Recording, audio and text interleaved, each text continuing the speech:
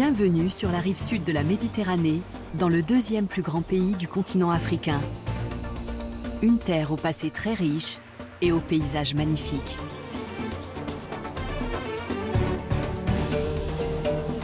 On y trouve aussi bien des montagnes que des lacs, des forêts que des vallées fertiles couvertes d'oliviers, de dattiers et d'arbres fruitiers. Au sud, il y a le plus grand désert du monde, le Sahara, où vivent les Touaregs. La population est très diverse, avec notamment des tribus berbères qui perpétuent leurs traditions ancestrales. Après plus d'un siècle de colonisation, le pays est devenu indépendant au début des années 1960. Son ascension, alimentée par ses ressources pétrolières, a été longue et chaotique. C'est une nation encore relativement jeune et un trésor méconnu des voyageurs. Des guides et des experts locaux vont nous faire découvrir l'Algérie secrète.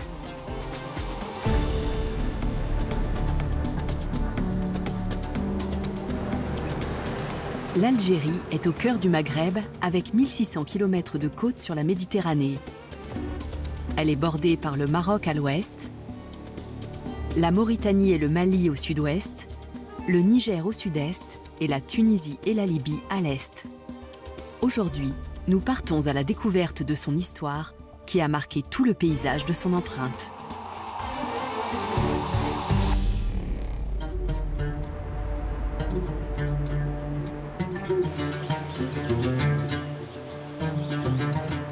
Du 9e siècle avant Jésus-Christ au 4e siècle de notre ère, les Phéniciens puis les Romains ont exploré le bassin méditerranéen pour y faire du commerce.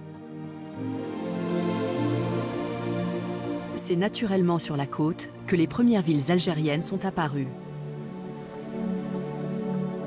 Notre voyage commencera dans la cité punique de Tipaza et se poursuivra à Oran, où l'influence espagnole et française est palpable. Ensuite, nous traverserons la région agricole de la vallée du Chélif jusqu'à Tlemcen, capitale royale dans l'Antiquité.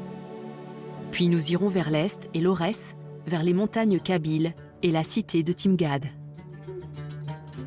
Nous terminerons sur la côte, dans la capitale numide de Sirta, rebaptisée Constantine.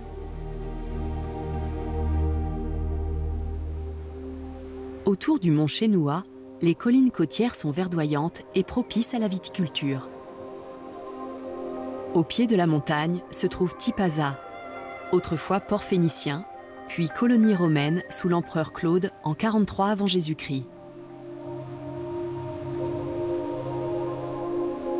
Parmi les ruines antiques, on voit les vestiges d'amphithéâtres, de villas et d'églises. C'est par ici que le christianisme est arrivé en Afrique au IIIe siècle. Il a fallu plus d'un siècle et les 3 guerres puniques contre Carthage pour que Rome s'implante dans cette partie du Maghreb.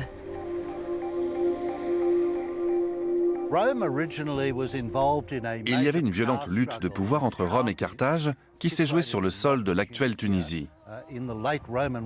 C'était un combat à mort entre la République romaine en plein essor et Carthage.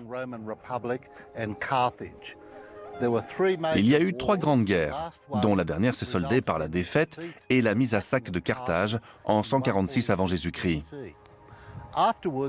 Ça a permis à la civilisation romaine de se propager en Afrique du Nord.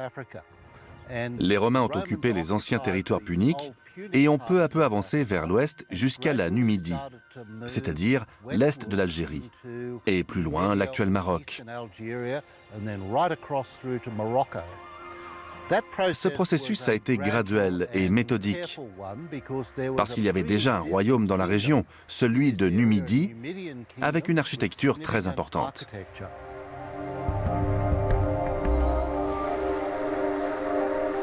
Le plus bel exemple des traces laissées par ce royaume berbère est le mausolée royal de Maurétanie.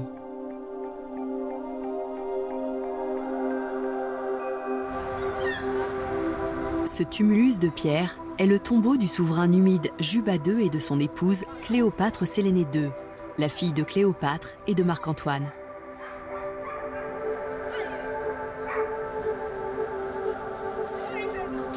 Le mausolée royal mêle clairement plusieurs influences. Ce qu'on voit dans l'architecture numide, et surtout dans leurs sites funéraires, c'est la fusion d'idées venues de toute la Méditerranée, des inspirations grecques, hellénistiques, égyptiennes et locales. Il ne s'agit pas de détails copiés ici ou là, mais plutôt d'une incorporation des influences, de l'architecture et de l'art qui est typiquement nord-africaine. Dans ces tombeaux royaux, on a des éléments architecturaux qui ont été repris à d'autres régions du monde méditerranéen, mais qui ont été mélangés pour donner un style unique propre à la Numidie et à l'Afrique du Nord.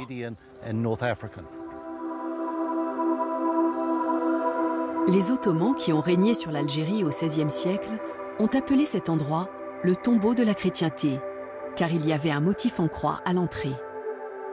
Ils ont ordonné sa destruction, mais leurs ouvriers ont été tués par un essaim d'abeilles.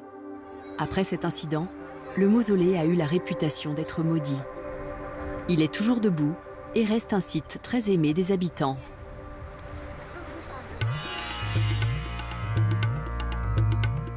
Après Tipaza, notre étape suivante est Oran, à 4 heures de voiture par l'autoroute.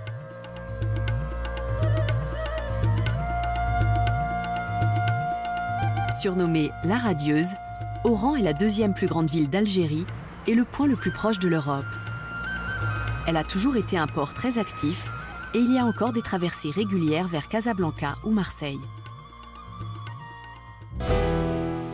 Au XIXe siècle, plusieurs centaines de milliers de Français se sont installés sur place, fuyant la misère en métropole. Les descendants de ces immigrés venus d'Europe ont été surnommés Pieds Noirs. Bien que nés en Algérie, ils se sentaient français et sont devenus peu à peu la classe dominante dans le pays. L'influence française est très nette à Oran. L'architecture reflète le passé multiculturel de la ville. Il y a aussi eu une influence hispanique sur Oran, avec notamment une arène de tauromachie dans le vieux quartier espagnol. Dès le IXe siècle, les marchands andalous ont fréquenté les côtes algériennes pour y faire du commerce. Aujourd'hui, Oran est une destination touristique prisée avec de nombreux hôtels sur le front de mer. Une grande station balnéaire appelée les Andalouses s'étend au pied des plages de sable fin. Parmi les touristes étrangers, il y a parfois des descendants de Pieds Noirs. Alors je viens de Paris. Je suis venue en Algérie parce que je voulais connaître l'Algérie depuis longtemps, notamment parce que j'ai des origines Pieds Noirs et que je voulais en connaître un peu plus sur là où avaient grandi mes grands-parents. Voilà. C'est le voyage de mes 30 ans, donc je voulais faire un voyage qui a du sens. Et le fait de voyager en Algérie, qui est en train de se libérer, etc., ça avait beaucoup de sens pour nous de le faire, puisque chacune a une attache différente avec l'Algérie. Donc c'est important pour nous de le faire, ce voyage. Voilà.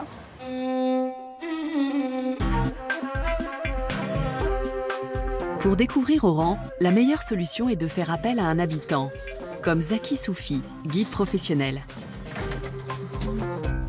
Salam alaikum, bonjour tout le monde, je m'appelle Zaki, j'ai 28 ans, je travaille dans la publicité et j'habite à Oran.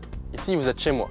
Je me lève tous les matins en regardant la montagne Marjajou et tout le centre-ville. La mer. Aujourd'hui, je vais vous montrer mon Oran. Let's go. Quelle belle journée. De toute façon, à Oran, il fait toujours beau.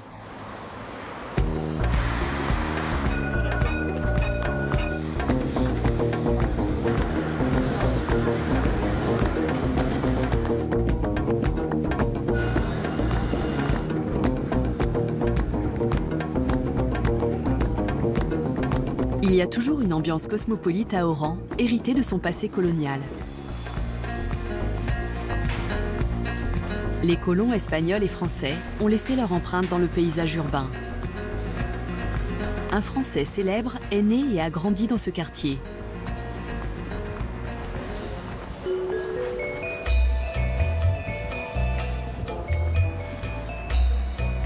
Connaissez cette maison? Non? Elle est plutôt par là, vous aurez une meilleure vue. Et là, vous l'avez reconnu? Toujours pas. Et pourtant, l'un des plus grands créateurs de mode est né ici. Vous connaissez Yves Saint Laurent? Eh oui, Yves Saint Laurent était oranais.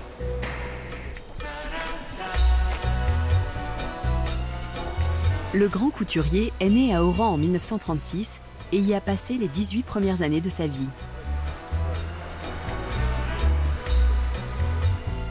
Son style était fortement marqué par les couleurs et la lumière des vêtements et des coutumes nord-africaines, comme en témoigne Amor Guellil, spécialiste de mode. L'Algérie, déjà, est un pays qui possède une culture vestimentaire extraordinaire, un savoir-faire magnifique.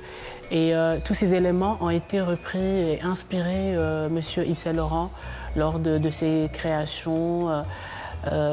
On voit la présence et l'influence berbère dans ses vêtements, le Sahara, le voyage en Afrique, la femme de couleur. Il inspirait énormément. Dans le quartier, Zaki interroge un habitant sur le célèbre couturier français. Il a grandi avec ma mère, les sœurs de ma mère. وكانوا les anciens تاع الكارتي هنايا. Oui. كلمات والله غالب ماشي يعرفوا l'histoire. Chaque 5 ans, 4 ans, 6 ans, يجي يضرب طله ويروح. Oui. كان يجي نوكوليان تيجي avec sa canne. Oui. Cheveux gris. Oui. Yves Saint Laurent revenait souvent ici, même plus tard après avoir quitté l'Algérie. Il revenait souvent ici pour prendre des nouvelles de ses anciens voisins et ses amis d'enfance. Voilà. Zaki nous emmène en centre-ville jusqu'à l'ancienne place d'Armes. Ici, nous sommes à la place 1er novembre, la plus grande place d'Oran. Aujourd'hui, elle s'appelle la place 1er novembre, en commémoration des 1er novembre 1954, la date du déclenchement de la révolution algérienne. Mais avant, ça s'appelait la place d'Armes. Où on voit en haut une statue faite par les Français à l'époque de la colonisation française qui représente une victoire. Et en bas, nous avons notre victoire à nous, l'émir Abdelkader. L'émir Abdelkader a été le plus grand héros nationaliste d'Algérie. À partir de 1839, il s'est battu contre l'armée française dans l'ouest du pays. Ces combats ont inspiré le mouvement indépendantiste du XXe siècle. L'Opéra d'Oran, édifié en 1908, illustre parfaitement le style de l'architecture coloniale française. Zaki fait un détour par le marché de Medina Djida, dans une partie de la ville encore très baignée par les traditions.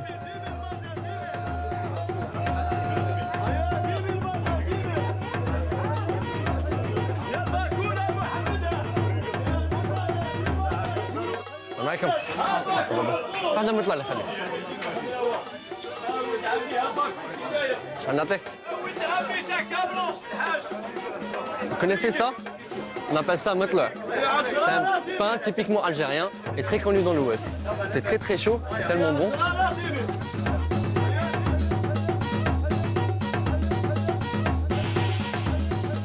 L'Algérie est un pays musulman et je suis musulman, alhamdoulilah. Et aujourd'hui, je vous emmène dans cette église. Cet imposant bâtiment est la cathédrale du Sacré-Cœur.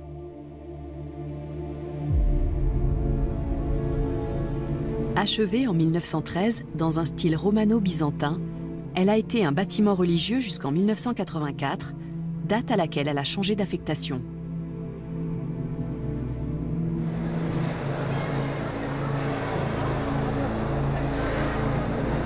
L'évêque d'Oran, Monseigneur Pierre Claverie, en a fait une grande bibliothèque publique dans l'espoir de nouer le dialogue entre chrétiens et musulmans, dont les relations avaient souffert de la colonisation et de la guerre d'indépendance. L'homme d'église a été assassiné en 1996. Il fait partie des 19 martyrs d'Algérie.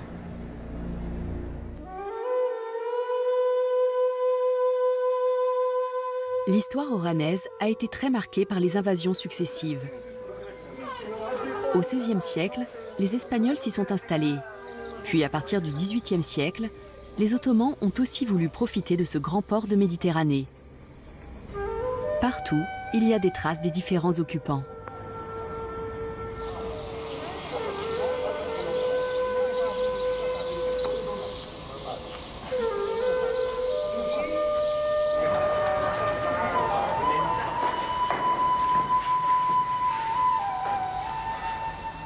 On est dans les bains turcs, dans le quartier de Sidi El Houari. Cette salle servait de salle d'attente pour accéder aux bains, et je pense avoir quelques informations sur lui. Alors selon le guide Oran, Les bains turcs ont été construits en 1708 par le bey Bouchlaghem, à l'époque de la domination ottomane. Ces bains servaient d'annexe à la mosquée du quartier.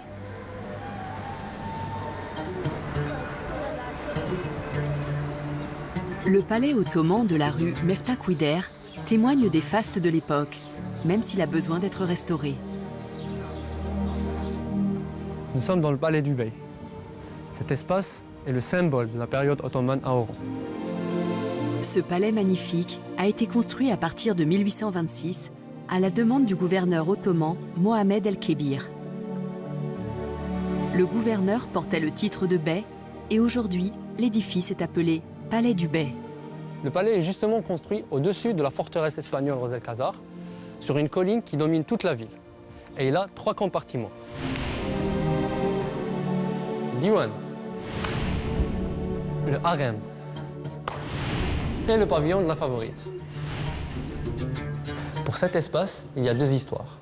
La première histoire parle de Mohamed el-Bey Kébir, le bey d'Oran, qui était un soufi et qui utilisait cette salle comme un espace de prière et de méditation et d'isolement. La deuxième histoire parle du pavillon de la favorite, c'est-à-dire parmi toutes les femmes du bey Mohamed el-Kébir, sa favorite habitait dans cette chambre.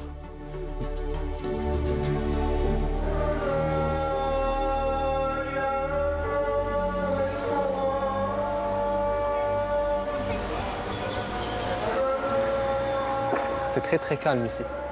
On pouvait le voir, le bey avait une vue imprenable sur toute la ville et c'était sa façon peut-être un petit peu d'espionner les gens et de voir ce qu'ils font. Le palais du bey surplombe le quartier espagnol, reconnaissable à ses rues à l'allure castillane et ses bars typiquement espagnols.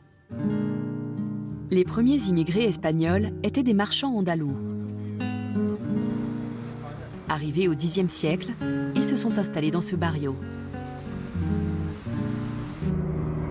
Notre guide est justement un Oranais d'origine espagnole. On est dans le bar Santa Cruz, mon préféré. C'est mon café. Je viens toujours ici parce que l'ambiance est très conviviale. C'est un bar où les marins viennent prendre leur café, comme moi. Je peux avoir un café? Tenez un café, s'il vous plaît.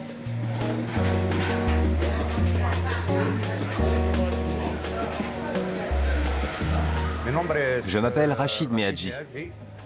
Je suis né ici, dans ce quartier. C'est la partie espagnole de la ville d'Oran. Je parle espagnol. C'est normal pour moi, c'est ma deuxième langue. Je parle espagnol et arabe. On est tous algériens. Mais ici, la culture est espagnole. C'est un mélange. Un métissage entre l'Afrique du Nord et la côte espagnole. Les Espagnols arrivés au milieu du XIXe siècle étaient souvent des ouvriers agricoles qui avaient perdu leur travail sur leur terre natale à cause de la mécanisation de la révolution industrielle. Guy Bonifacio est un descendant de ces pieds noirs espagnols. Ses grands-parents se sont installés à Oran dans les années 1860 et sa famille y est toujours. Mi abuelo era musicien. Mon grand-père était musicien. Il jouait du violon. Et il jouait dans des fêtes. En las fiestas, musicien professionnel de violon.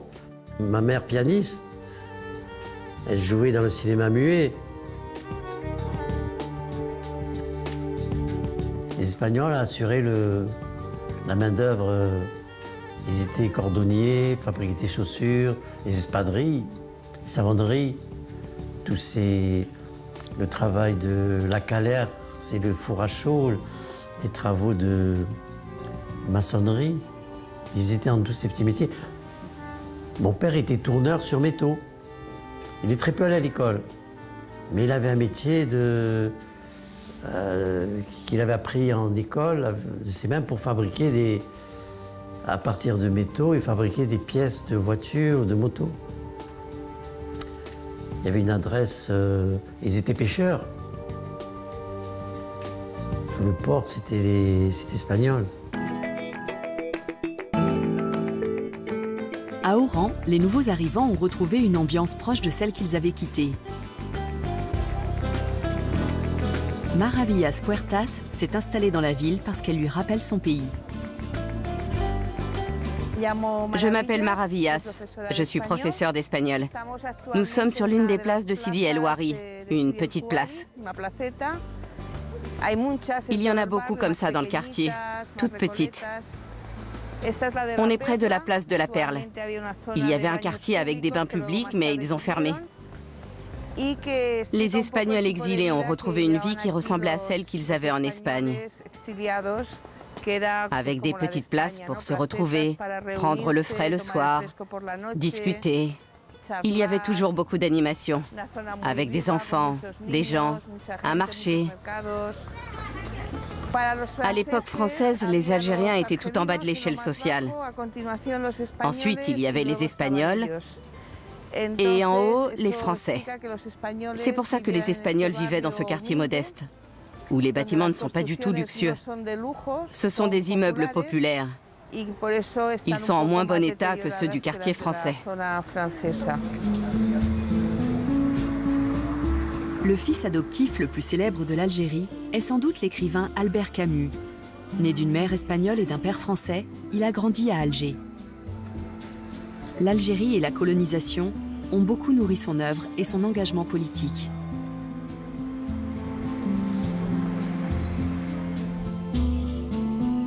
C'est à Oran qu'il a écrit La Peste, l'un de ses romans les plus célèbres. L'influence espagnole à Oran se ressent aussi dans la cuisine locale, comme nous le prouve Zaki, notre guide. Et je vais vous faire découvrir le repas le plus populaire de la ville d'Oran, mais aussi le moins cher, la kalantika. La kalantika est un plat populaire.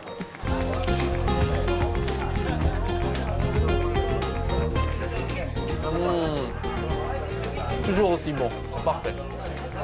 La kalantika, en fait, est un plat espagnol à la base. La légende dit qu'il a été inventé dans le fort de Santa Cruz, à l'époque espagnole. Donc il y avait les militaires espagnols, il y avait une pénurie de repas. Le cuisinier du fort n'avait que du pois chiche. Donc il a inventé ce repas à base de pois chiche et il a fait attendre les gens les militaires pendant des heures et des heures et des heures. Et la légende dit que plus les militaires s'impatientaient pour manger, et plus il leur disait qu'il faut attendre parce qu'ils se mangent chaud. Donc il disait caliente, caliente. Et le nom, à la base, c'est caliente, qui est devenu kalantika à Oran.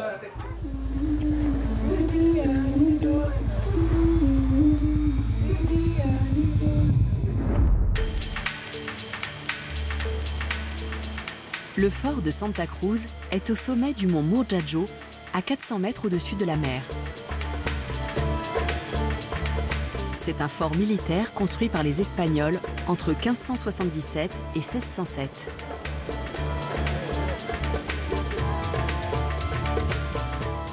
Il y en a tout autour du château. Radia Bourbia est architecte conservatrice du patrimoine. Un vieux dicton dit qu'avec Oran, les Espagnols ont échangé des montagnes d'or contre des montagnes de cailloux. Ils voulaient absolument s'emparer de la ville et ils ont bâti tout un système de fortification, comme ce fort qui est en forme d'étoile. Oui, je vois. Il y a des angles pointus pour ne pas être touché par les tirs de canon. Et ce château surplombe d'autres châteaux. D'accord.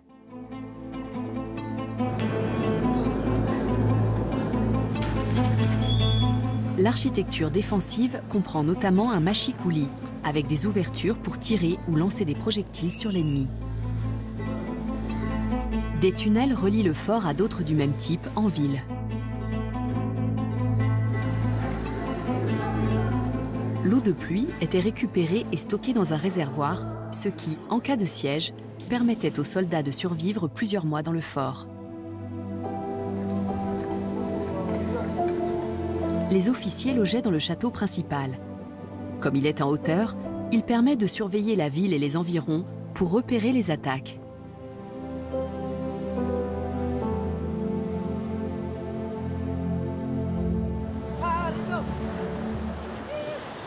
Le soleil se couche, c'est déjà la fin de notre journée. J'espère que vous avez aimé ce que vous avez vu. En tout cas, j'ai essayé de vous montrer un petit bout de ce qui est mon Oran. Si vous voulez voir Oran en entier, il faut venir ici, croyez-moi, ça en vaut le détour. Salam. Ah, mais il reste une dernière chose à faire. Vous ne pouvez pas venir à Oran sans goûter à la Méditerranée.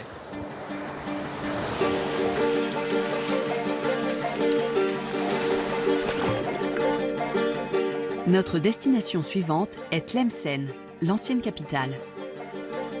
Elle est à 1 heure de route à travers des collines du littoral et de toutes les villes algériennes, c'est la plus chargée d'histoire. Selon une théorie, son nom signifie « source » en berbère. La ville a une belle architecture médiévale avec notamment une mosquée et un minaret de style mauresque datant du XIVe siècle. C'était autrefois une cité royale et ses habitants continuent à parler un dialecte berbère particulier. Pour les autres Algériens qui ne parlent pas comme les gens d'ici, c'est très attrayant, parce que c'est un accent très symbolique. Quand ils entendent les gens de Tlemcen parler, ça évoque la beauté, la civilisation, le raffinement et l'histoire de Tlemcen. Tlemcen était autrefois la plus importante ville d'Algérie. Tlemcen a été la capitale du Maghreb central, c'est-à-dire de l'Algérie. À l'époque, l'Algérie était appelée Maghreb central. Le Maroc était le Maghreb et la Tunisie était l'Ifriqiya. Tlemcen était la capitale du pays. Tout le commerce entre l'Afrique et l'Europe passait par Tlemcen. C'était un carrefour. Comme c'était un point stratégique pour le commerce, Tlemcen est devenue la cible des dynasties qui se battaient pour la domination de l'Afrique du Nord au Moyen Âge. La dynastie berbère des Zianides a transformé Tlemcen en une cité royale magnifique. Quand les Zianides ont établi leur dynastie, ils ont bâti le château qu'on appelle Palais El Méchoir. Le palais El Méchoir a été édifié en 1248. Son nom signifie « le lieu du conseil ». C'est un complexe palatial avec une impressionnante citadelle où se réunissaient les ministres royaux. C'était la résidence du souverain zianide Yagmorasen Ibn qui a transformé la citadelle en palais au début du XIVe siècle. La résidence royale est au cœur des fortifications. Il y avait 4 bâtiments et celui-ci était réservé au roi. Par le jardin agrémenté d'une fontaine, on accédait au diwan, la salle du conseil, et au harem à l'étage.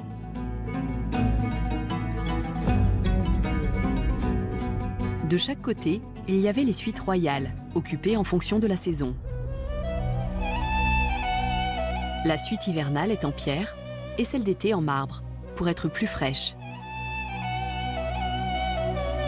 Le style architectural est andalou et islamique, avec des inscriptions coraniques. Le bâtiment a dû être restauré après les traces laissées par des siècles de guerre et de soulèvements. Les dalles d'origine ont été laissées visibles pour faire la différence entre les parties anciennes et celles qui ont été reconstruites.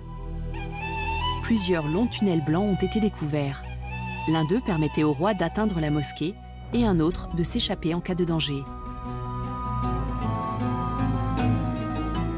À la fin du XIIIe siècle, à l'époque où Tlemcen a été assiégée par les Mérinides, la citadelle était réputée imprenable, notamment grâce à ses fortifications épaisses qui ont su résister au temps.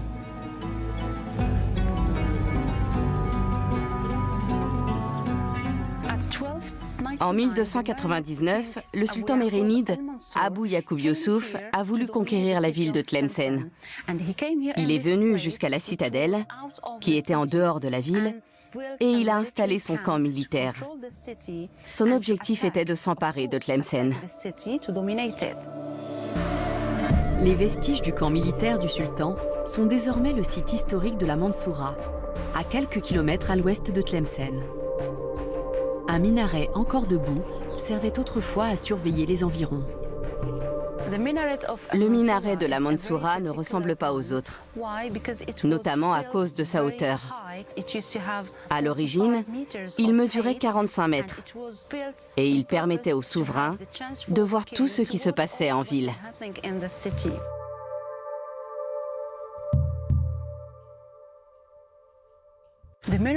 Il était richement décoré, avec de belles ornementations et des colonnes de différentes couleurs. Chaque couleur a un sens symbolique dans l'islam.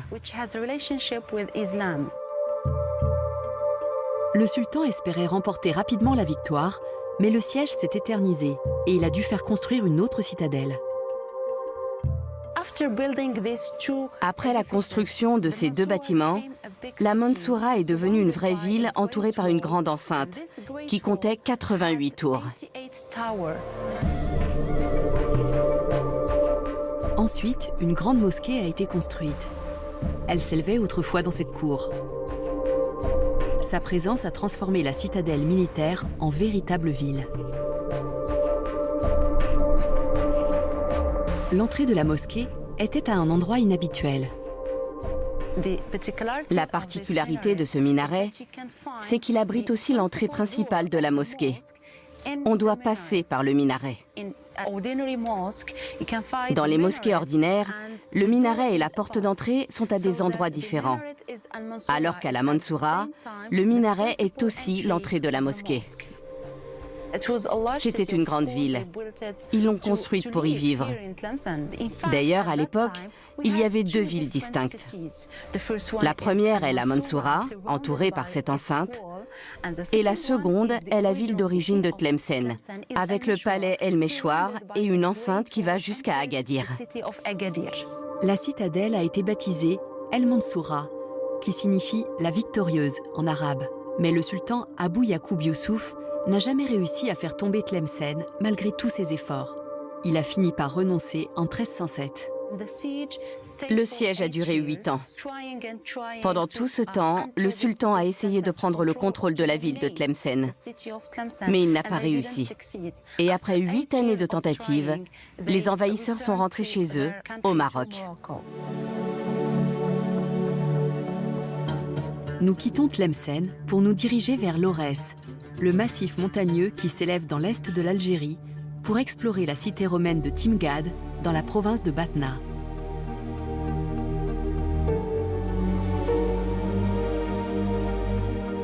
C'est l'une des régions les moins peuplées du pays et le paysage y est spectaculaire. C'était la terre des Numides, dont les rois ont été inhumés autour de Batna. Le royaume de ce peuple berbère a existé près de 2000 ans avant la colonisation française et il a servi d'inspiration aux indépendantistes.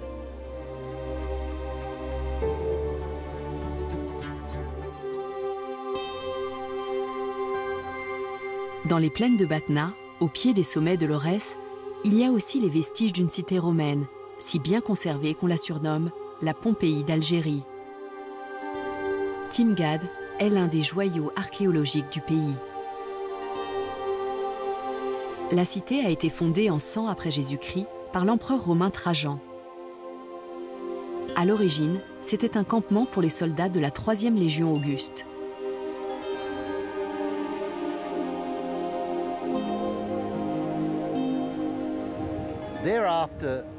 Ensuite, toute la région a prospéré grâce à la fertilité des hauts plateaux, notamment pour la culture du blé. Plus tard, l'huile d'olive est devenue l'une des principales ressources de l'économie locale.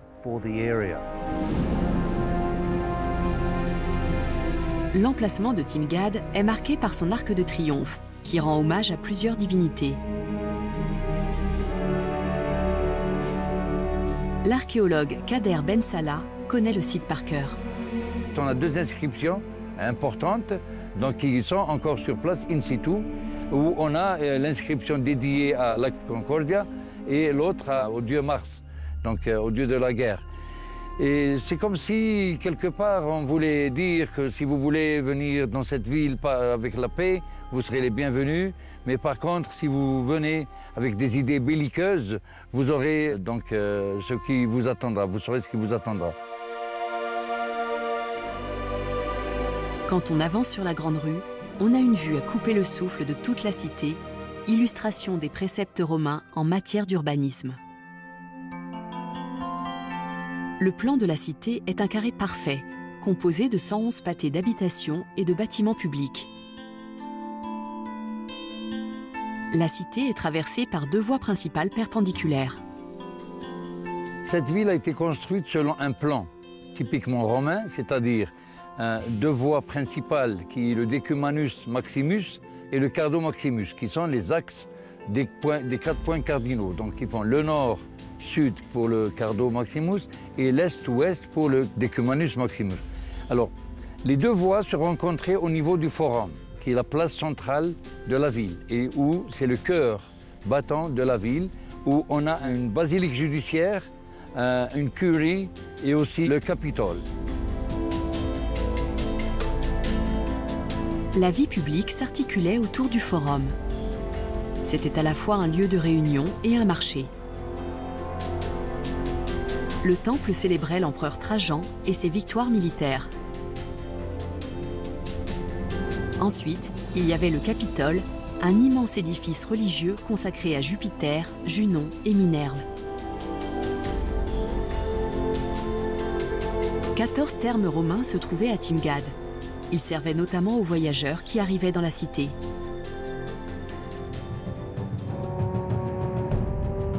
L'amphithéâtre a été construit à flanc de colline. Plus petit que ses homologues romains dans le reste de l'Empire, il pouvait toutefois accueillir 3500 spectateurs.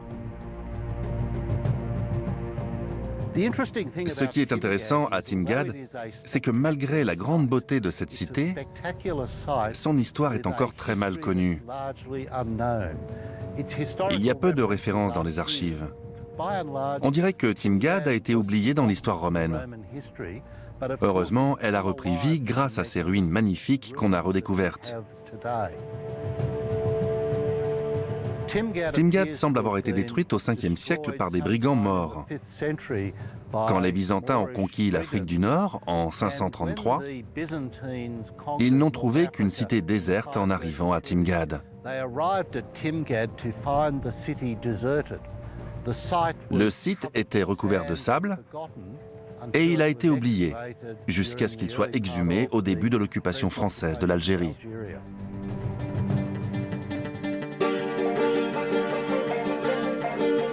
Notre destination suivante est Béjaïa. Il faut rouler 3 heures à travers le magnifique paysage de Kabylie.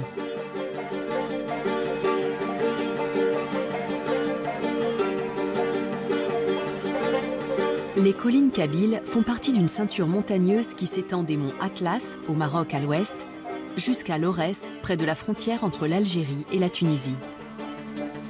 La ville portuaire de Béjaïa est la capitale de la Kabylie. Elle est très industrialisée, mais la côte offre aussi des panoramas naturels impressionnants. Depuis des siècles, cette terre est chargée de sens pour les Berbères. Elle est souvent évoquée dans leur littérature. Cela reste vrai pour les poètes contemporains comme Assad Mamed.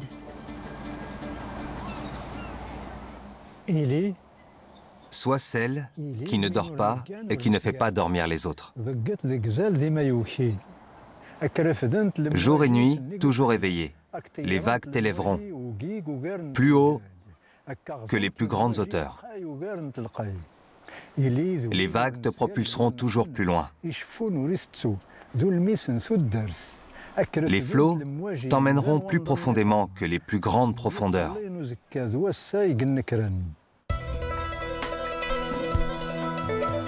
La Kabylie est la terre ancestrale des Berbères, le groupe ethnique autochtone de l'Afrique du Nord. Ils étaient là depuis plusieurs centaines d'années à l'arrivée des Arabes au milieu du 7e siècle. L'artisanat berbère est connu pour la qualité de ses poteries et de ses tapis.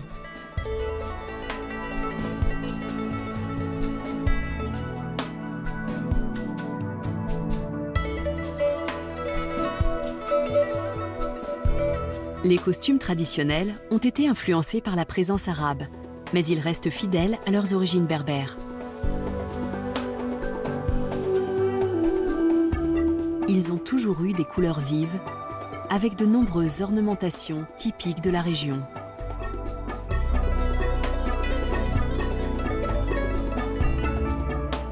Chaque région kabyle a ses propres traditions vestimentaires. Alia Asio Hodji est couturière et elle s'inspire des motifs d'autrefois pour ses créations modernes. Là, je veux présenter des robes traditionnelles. Par exemple, ici, tu trouves le vert, tu trouves le blanc et le noir. Ces coloris et ces tissages sont typiquement berbères. Mais là, j'ai modifié, je le fais avec un galant. J'ai un motif de la clé de Hogar. Il ressemble un petit peu à la clé de Hogar. Avec, en même temps, c'est un motif kabyle.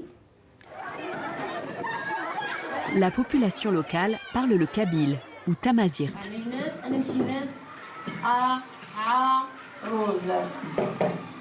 Cette langue berbère a de moins en moins de locuteurs, mais elle est toujours enseignée dans les écoles.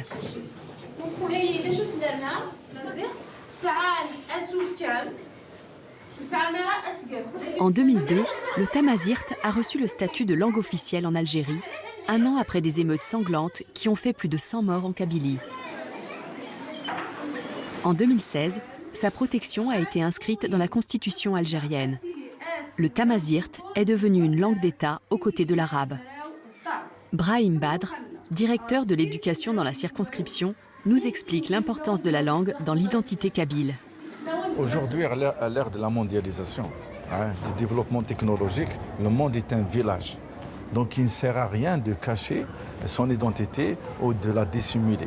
Donc il vaut mieux y aller droit au but et rattraper le retard qu'on a déjà perdu, surtout concernant l'identité de la personne.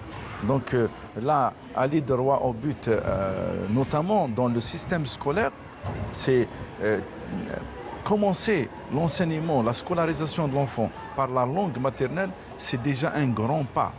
C'est déjà un grand pas parce que chez nous, malheureusement, l'élève, aussi bien qu'il soit dans la région berbérophone ou arabophone, il commence la scolarisation par une langue étrangère à lui.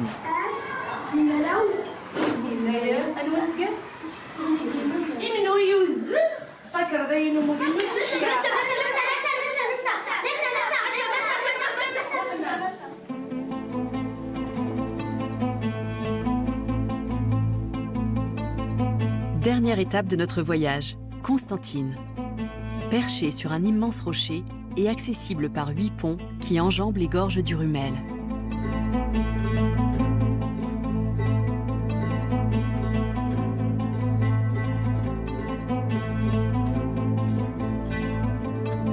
Cette ville bouillonnante est la 3e du pays et elle compte environ 450 000 habitants.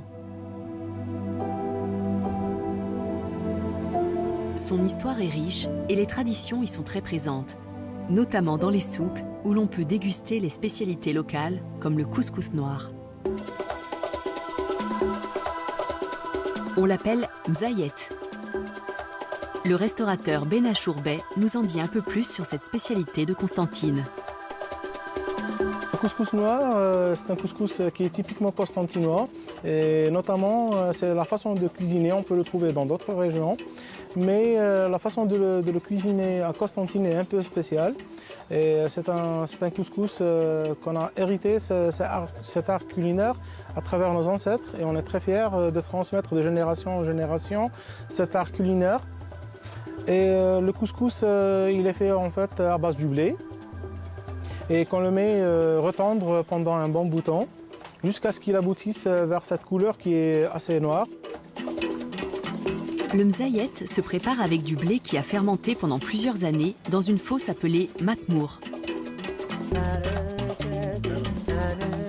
Ce plat est un symbole du patrimoine culinaire de Constantine et de sa région. Le mzayet est servi avec de la viande et des pois chiches, le tout agrémenté d'épices locales. On peut trouver ce couscous noir dans d'autres régions, mais pour trouver ce goût-là, il faut venir à Constantine et visiter notre belle ville qui est Constantine.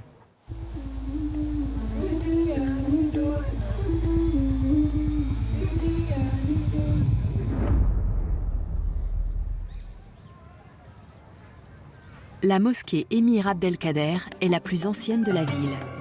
Les habitants la considèrent comme le Taj Mahal de Constantine. Elle a été inaugurée en 1994. Elle a une architecture de style arabo-musulman et peut accueillir 15 000 fidèles dans ses 2 salles de prière.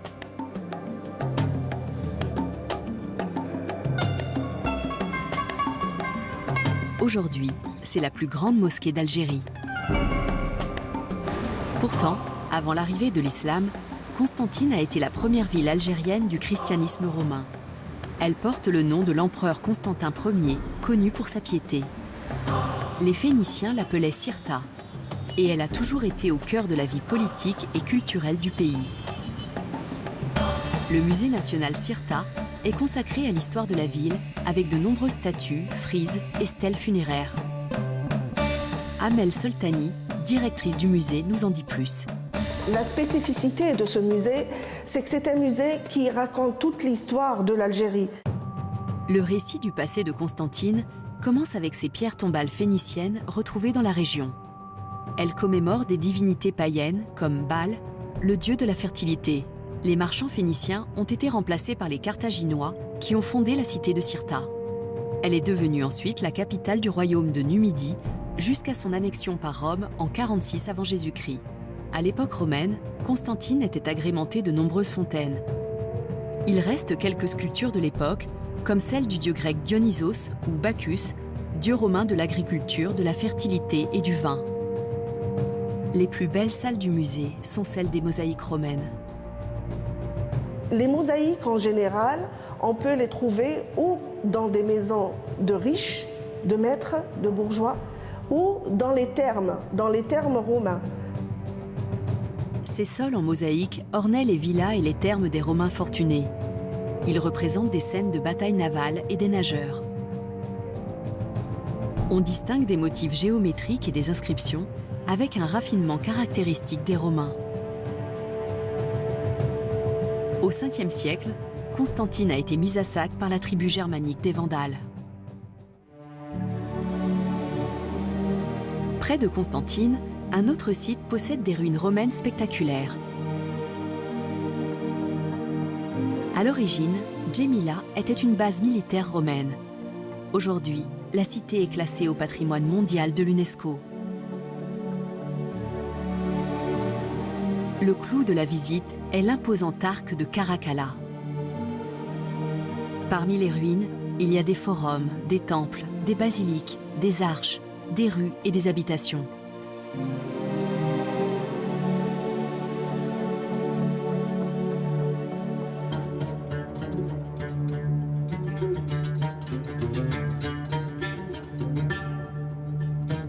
Djémila reste l'un des meilleurs exemples de la manière dont les Romains ont su adapter leur architecture à des reliefs montagneux.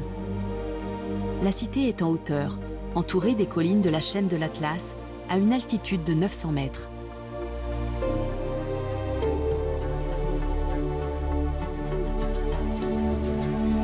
Un millénaire après les Romains, l'Algérie a été occupée par les Ottomans.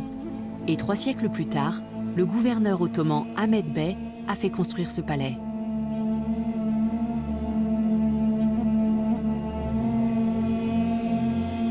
On y trouve un harem qui surplombe une série de cours intérieures, entourées d'arcades couvertes de carreaux de faïence.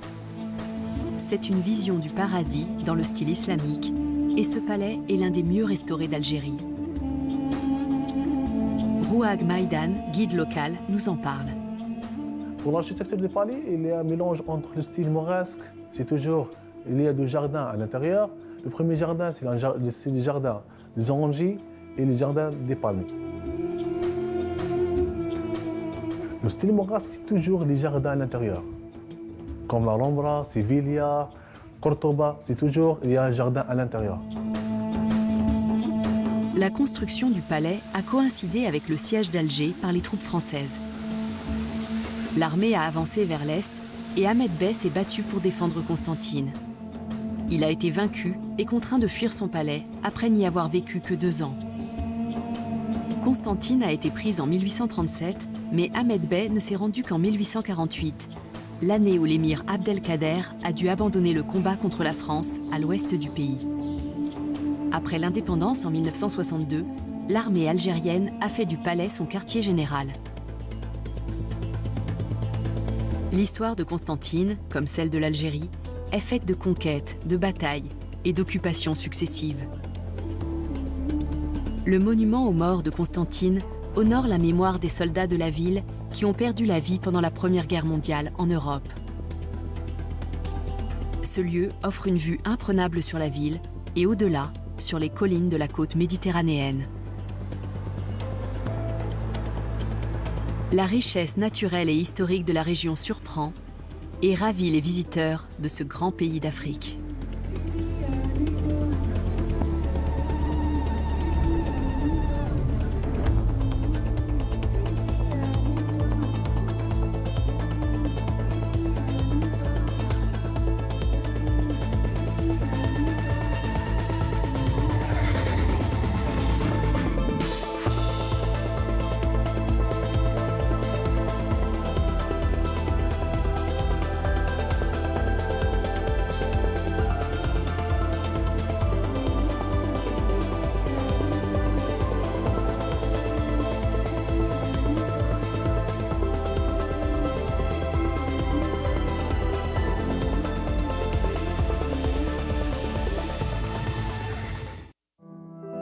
Le monde est une sphère à géométrie variable. Décor naturel déstructuré,